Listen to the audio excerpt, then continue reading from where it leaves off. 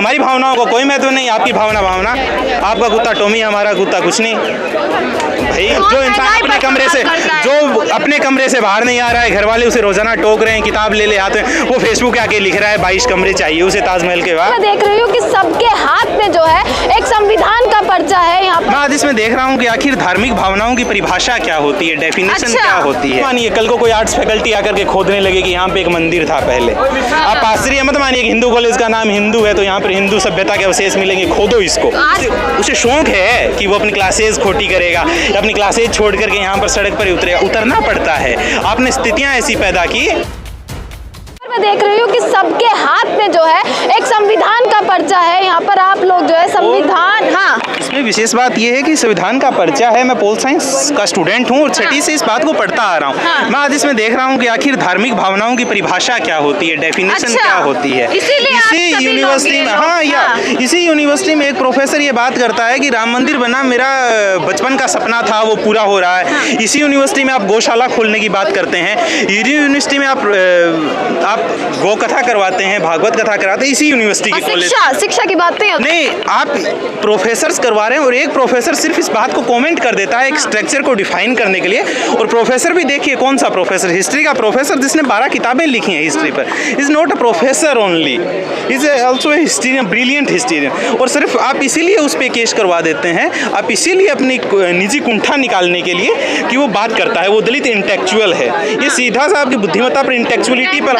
दलित केवल यही कारण है क्या कि उनको जो है गिरफ्तार कर लिया गया? दलित होना कारण है और दलित होने से एक बड़ा कारण ये है कि वो बोलते हैं, सवाल उठाते हैं। टिप्पणी है जिस पूरे ट्वीट को लेकर जो पूरा ये बवाल मचा है कि आप लोग आज यहाँ पर हैं, वो ट्वीट कहीं ना कहीं जो प्रश्न चिन्ह है उस पर लगता है। देखिए ट्वीट प्रश्न चिन्ह लगता है पर ट्वीट महज एक बहाना है। दरअसल उनको सर को आप ट्वीट अगर देखेंगे सर ने क्या कहा, सर ने शायद लगाया, यदि शायद और लगता, 3 शब्द इसमें आते हैं। आप हिंदी की आलोचना की परंपरा को पढ़िए, कबीर जैसी आलोचना की उन्होंने, गुलामगिरी में जैसा ज्योतिबा फूले ने लिखा है वैसा उन्होंने कुछ कहा। जब तक कोर्ट इस बात को डिफाइन नहीं कर रहा है, आपका कमिश्नर वहाँ गया है ज्ञानवापी में, वो डिसाइड नहीं कर रहे हैं ये शिवलिंग है या कोई और स्ट्रक्चर है, तब तक हर एक इंसान उस पर बोलने के लिए अपनी राय रखेगा। और आप सिर्फ निजी राय रखने के लिए एक इंसान को आप उस पर खिलाफ केस करवाते हो, आप उसके परिवार को धमकियाँ देते हो। और ये अगर रतनलाल सर तक सीमित रहता था तो ठीक था, परिवार तक आ गए। और रतनलाल सर एक ऐसे इंसान है जो पब्लिक डोमेन में है, इसलिए मुद्दा उनका निजी नहीं है। ये पूरे दलित समाज के और न केवल दलित समाज के, पूरे छात्र समुदाय की जो दिल्ली यूनिवर्सिटी का भविष्य उज्जवल चाहता है, जो चाहता है कि यहाँ की एकेडमिक डिबेट कायम रहे और जो अपने स्वर्णिम इतिहास को लेकर के दिल्ली विश्वविद्यालय चला है, जिस इतिहास को है, चाहे वो इमरजेंसी के टाइम हो, इमरजेंसी से पहले हो, चाहे आज़ादी से पहले हो, ये वो धरती रही है जिसने आंदोलनों की जन्मभूमि के रूप में अपनी महत्वपूर्ण भूमिकाएं अदा की हैं। अच्छा, हम देखते हैं आज के माहौल में छात्र जो है कहीं ना कहीं दिन प्रतिदिन जो है सड़कों पर उतर रहा है, छात्रों को सड़कों पर आना पड़ रहा है हर चीज़ के लिए, चाहे वो अपने शिक्षा के अधिकार के लिए हो या इक्वालिटी के लिए हो या जस्टिस के लिए हो। देखिए मांगने से नहीं मिले तो छीन के, रामधारी सिंह दिनकर का है, मांगने से नहीं मिले तो छीनना पड़ता है। फिर आपको क्या करें, नहीं मिल रहा है। हम तो चाहते हैं बिल्कुल एसी का रूम हो, हम बैठे हों, 4 किताबें खोलें, 4 प्रोफेसर ढंग से पढ़ाएं, बट आप दे ही नहीं रहे हैं। कभी प्रोफेसर नहीं है, कभी प्रोफेसर नैरेटिव लेकर के आ जाता है, उतरना पड़ रहा है सड़कों पर। इसका रीज़न समझने की दुर्भाग्य है, हम समझते हैं। एक स्टूडेंट जो यहाँ से 700-800 किलोमीटर की दूरी तय करके आता है दिल्ली में पढ़ना है, कि उसे पढ़ना है, इतना स्ट्रगल के साथ वो सर्वाइव कर रहा है यहाँ, वो दिल्ली उसे शौक है कि वो अपनी क्लासेज खोटी करेगा, अपनी क्लासेज छोड़ करके यहाँ पर सड़क पर उतरना पड़ता है। आपने स्थितियाँ ऐसी पैदा की कि उसे उतरना पड़ रहा है, उसे सड़क पर आना पड़ रहा है। और ये तो है कि चुप तो नहीं बैठेगा, जब छीना जाएगा तब छीनने की मुद्दे क्या हैं? मुद्दा सीधा है शिक्षा। आज का मुद्दा रतन सर को लेकर के है। रतन सर पब्लिक डोमेन में है, आप कभी जेएनयू से किसी स्कॉलर को उठा रहे हो।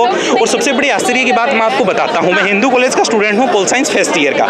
देखिए मैं आपको एक बात बताता हूँ, सर को अरेस्ट किया गया बिना नोटिस, बिना उसके एकदम जो है अरेस्ट किया गया रात के समय। वो इससे बड़ी भयानक बात बताता हूँ, 10:30 पे मतलब 5 बजे के बाद अगर मैं मेरी साइकिल लाने चला जाऊं, एक्चुअली ये हुआ था कि साइकिल लाने चला जाऊं तो गार्ड मुझे टोकता है कि तुम हिंदू कॉलेज में कैसे आ रहे हो, ये पढ़ने का पढ़ाने का काम है, एग्जाम देने का। वो मुझे आईडी कार्ड के लिए टोकता है और एक ऐसे इंस्टीट्यूट में आप एक आतंकवादी की तरह उठा करके एक प्रोफेसर को ले आए पुलिस की तरह।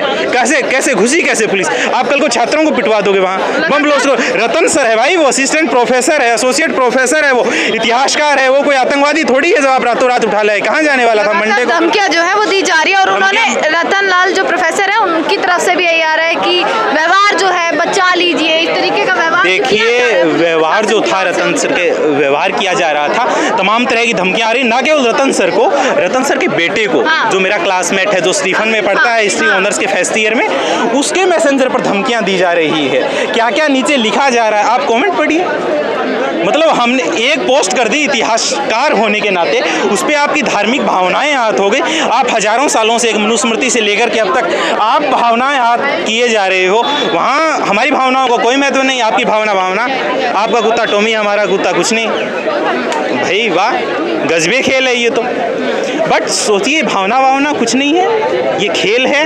कैसे इंटेलेक्चुअलिटी खत्म की जाए, ना केवल दलित इंटेलेक्चुअली, ये चाहते ही नहीं कि पढ़े लिखे लोग यहाँ पर पढ़ाएं। यही तो बात हुई ना, एक धर्म हो या एक समुदाय हो, इसी के नाम पर 2022 हो या कितने 2024-29 का तो लिखा जाएगा। और आप आश्चर्य मत मानिए कल को कोई आर्ट्स फैकल्टी आकर के खोदने लगे कि यहाँ पे एक मंदिर था पहले। आप आश्चर्य मत मानिए कि हिंदू कॉलेज का नाम हिंदू है तो यहाँ पर हिंदू सभ्यता के अवशेष मिलेंगे, खोदो इसको। आज के मुद्दे तो यही है ना भैया कि ताजमहल के 22 कमरों का राज क्या है? 22 कमरों का राज खोलो। जो इंसान अपने कमरे से बाहर नहीं आ रहा है, घर वाले उसे रोजाना टोक रहे हैं, किताब ले आते हैं, वो फेसबुक आके लिख रहा है 22 कमरे चाहिए उसे ताजमहल के। वाह, ताजमहल का मुंह किस तरफ है देखा है कभी?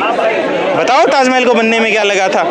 ताजमहल के 22 कमरे खुलवाने हैं। ज्ञानवापी मस्जिद, आनंदी बाबा की तपस्या पूरी, तू कर ले ढंग से तपस्या भाई, तेरी तपस्या पूरी हो जाए, कोई ढंग की नौकरी मिल जाए, तुम्हारा हो जाए। पर कोर्ट का फाइनल डिसीजन तो अभी आना बाकी। देखिए कोर्ट पर निश्चित रूप से आस्था है, ये बात कोर्ट की नहीं है, पर पुलिस और प्रशासन की जो मिली भक्ति और इसे कहे तानाशाही कहिए आप, जिस प्रकार रात को उठाया, ये बिल्कुल अनैतिक है। ये अमानवीय नहीं है, पशुता का व्यवहार है। आप ऐसे उठा रहे हो, ये तो उम्मीद नहीं की जा सकती थी। कम से कम था कि अरेस्ट हो जाएंगे, FIR हो जाएगी, तमाम तरह की आशंकाएं थी, पर कम से कम ये नहीं था कितनी रात को पुलिस ऐसे कर लेगी। एकदम से ये चीजें हुई हैं, उस पर जो है नहीं हुई। हो सकता है उनके लिए एक प्लान चीज हो, उसके लिए उनके लिए नियोजित चीजें हो, प्लान हो, पर इतने गंदा बिहेवियर अगर इतिहासकार के साथ होता है तो मैं समझता हूँ ये पूरा शिक्षक समुदाय पर हमला है। और लोग याद रखें कि जब जब शिक्षकों पर हमले हुए हैं तब सत्ताओं की हालत क्या हुई है। चलिए, तो यहाँ पर जो है पूरा माहौल जो है मेरे पीछे आप देख पा रहे हैं कि किस प्रकार से तमाम लोग यहाँ पर मौजूद हैं। KYS हो या SFI हो, तमाम संगठन के छात्र जो है वो यहाँ पर मौजूद है। प्रदर्शन जो है लगातार जारी है। यहाँ पर दिखा दें तमाम सिक्योरिटी भी यहाँ पर इस वक्त मौजूद है, जो पुलिस है और जो CRPF के लोग हैं वो यहाँ पर लगातार जो है वो मौजूद है। और इसी के साथ जो है एक आवाज़ जो है दोबारा छात्रों की गूंज रही है यहाँ पर कि जो प्रोफेसर रतन लाल है उनकी रिहाई का मुद्दा लेते हुए, और जिस तरीके से जो ज्ञानवापी मस्जिद का जो मुद्दा